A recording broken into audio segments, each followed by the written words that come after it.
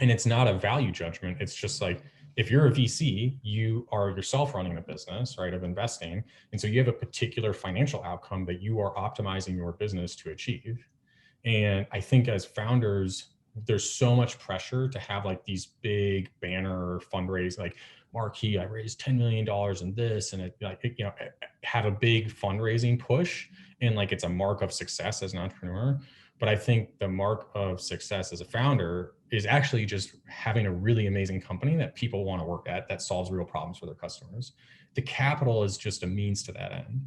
And so, like I've met founders who had wildly unrealistic expectations about like what they were going to raise. And when you talk to them, again, like it happens where people aren't clear with themselves what kind of company they want to build. And as a result of that, they're going after the wrong type of investors, right? So if you want to build a company that you think you could sell for 50 to 70 million dollars, that's probably not a venture capital company, right? Because most VCs, by definition, they want 10x exits on their initial investment, right? So you can work backwards and do the math and figure out for yourself, am I going to be able to compellingly draw a story out for an investor that's a venture capitalist that is going to demonstrate for them that I could achieve a 10x return, right? You don't have to guarantee it. Nobody would expect that, but you have to be able to have a convincing story that you could tell around why it could be a venture investment. So I think number one, you have to start there,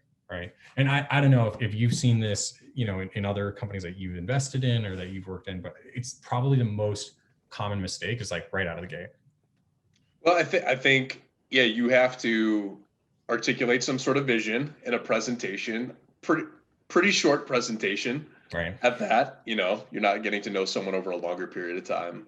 And, you know, I think just like any sales process, you have to put yourself in the other person's shoes and say, you know, what's the value here for me if I'm this person?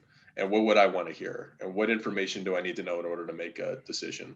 I also think it's worth mentioning specifically because you found fintech financial services investors along the way, that I was listening to this family office podcast that I listened to. And there's really no reason why I should be listening to a family office podcast. I'm not in investment management.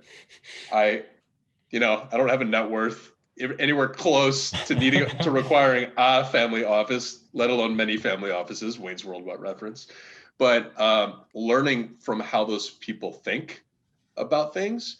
And there was a statistic out there that said most investors or high net worth individuals make their money based like very closely around their knowledge base. Yeah.